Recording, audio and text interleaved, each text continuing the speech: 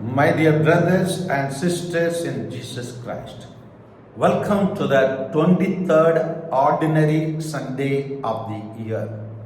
For today's reflection, my dear brothers and sisters, we are given a passage from the Gospel of St. Luke, chapter 14, verses 25 to 32. The heading given here is Sayings on Discipleship. The passage goes like this. Great crowds were traveling with him, and he turned and addressed them. If anyone comes to me without hating his father and mother, wife and children, brothers and sisters, and even his own life, he cannot be my disciple. Whoever does not carry his own cross and come after me cannot be my disciple. Here, Jesus defines or gives the meaning of who can be a disciple of Jesus. Now, according to this statement, Jesus focused on the theme of the cost of disciples, emphasizing that following Jesus requires a radical, all-encompassing commitment that surpasses even love for his or her own family and his or her own life. Now, why does Jesus place such a requirement to follow Jesus? Just exactly like when a person is taken for a job, he is required certain qualifications and certain merit. And that same thing Jesus is expecting from each one, not for a job, but for a life which has to be lived on the pattern of Jesus, who is hanging on the cross. And therefore, whoever wishes to be his disciples, he has to take up his own cross and follow him. By telling so, now Jesus is telling he has to hate even his father, mother, wife, children, brothers and sisters, and even his own life. So, does Jesus mean we have to hate it? No. Jesus means we need to give priority towards Jesus. The first place has to be given to Jesus. The second place may be our family or our own life. So, if you want to follow Jesus, we have to pay the cost. We have to pay the price. We have to give up our life to follow Jesus. So, Jesus is giving an example of how to follow him. He goes further saying, which of you wishing to construct a tower does not first sit down and calculate the cost to see if there is enough for its completion? Otherwise, after laying the foundation and finding himself unable to finish the work, the onlooker should laugh at him and say, this one began to build but did not have the resource to finish it. Yes, my dear brothers and sisters, we can see on the roadside, we can see in our own villages' streets, there are many buildings which were raised once at a stretch, reached up to the plinth, reached up to the roof, but suddenly the buildings were not completed. The building works were not completed due to various reasons, the reasons known to the builders, but still they lay incomplete, which we can notice with our own naked eyes in our daily lives. And that is what Jesus is telling. Many are baptized, many are called Christians, but they do not follow totally Jesus. They do not live a full discipleship of Jesus. Now, if anyone asks me, who is a full disciple of Jesus, or who is a perfect Christian, I would say our Mother Mary, because she is the one.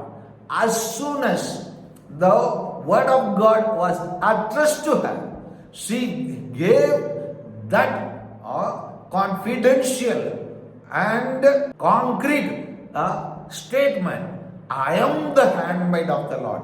Let it be done to me according to God's word. And she, from the day she said yes to God through the angel, she followed God's word totally and fully. And therefore, though she was troubled, she had reasons to be troubled, because she had to face the family members how to convey this message, because this message is conveyed before the marriage and she has to become pregnant before the marriage, and the same message has to be carried to her betrothed husband.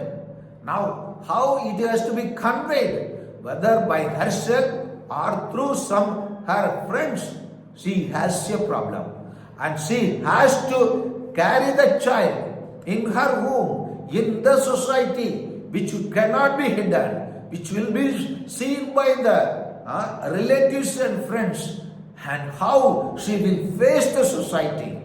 And this is before the delivery of boy Jesus. But after the delivery, after she had given birth to Jesus, she is undergoing various other trials and tribulations. Or when she was about to give birth to Jesus, she gave birth not in a house, not in a nursing home. She gave birth in a manger, where she was surrounded by cows and animals. And more than that, after Jesus was born, immediately she had to travel about 700 kilometers towards Egypt.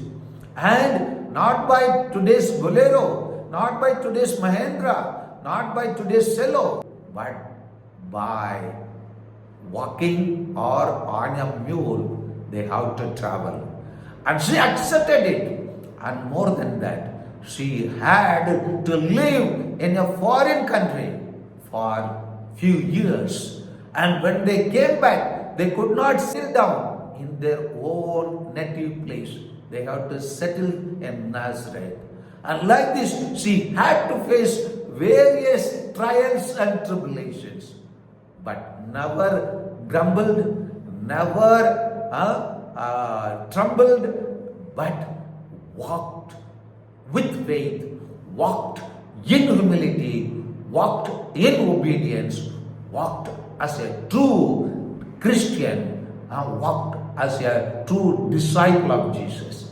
And she walked from womb to tomb with Jesus.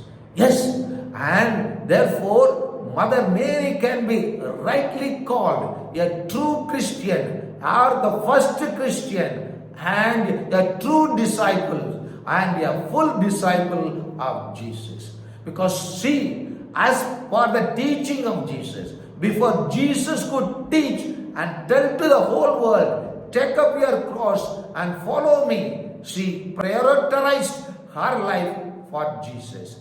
For Jesus, she gave her life. She walked with Jesus. And even when she could not understand certain things, she meditated upon them. She meditated upon them, and as Jesus would put it rightly in Luke's Gospel, chapter 11, verse 28, where Jesus himself says of his mother, rather, blessed are those who hear the word of God and keep it. Yes, Mother Mary kept it. Mother Mary took up the cross and followed Jesus. And therefore, my dear brothers and sisters, as we are having in these days novena to Mother Mary, and tomorrow we will be celebrating the nativity of Mother Mary, let us follow Jesus and let us follow his mother, our Mother Mary, who are made for each other, lived for each other, and followed the word of God totally and fully. Jesus died on the cross. Mother Mary died on the word of God. Died for the word of God. Lived for the word of God. Followed Jesus fully as a true Christian, as the first Christian, as the first disciple, as the full disciple of Jesus. Therefore, my dear brothers and sisters, it will be a great honor for each one of us if we follow Jesus just like Jesus died on the cross. Today's gospel gives you a call to pay the price of following him, pay the cost of following him, commitment, challenge, and following Jesus fully like Mother Mary. Mother Mary who took the word of God and kept to the word of God. And therefore, my dear brothers and sisters, we have to do it. Otherwise, a warning is given here. Verse 24. Salt is good. What will I say? We can say it. A Christian is good. But if salt loses its taste, if a Christian loses his life as a Christian, with what can its favor be restored? Who can restore a Christian back to be a Christian? It is fit neither for the soil nor for the manure pile. The Christian is neither fit for to live in this world nor the eternal life, eternal kingdom that is going to come. And therefore, it is thrown out into hell. A Christian will be thrown out into hell. And therefore, my dear brothers and sisters, today's reading places before us a challenge, a commitment, a cross, a discipleship, like Mother Mary, like Jesus, to take up your cross and follow Jesus totally and fully. Now, no turning back, but taking up the cross of Jesus, following Jesus. Today's gospel tells us you and I have to live more like Jesus, live more like Mother Mary. Amen.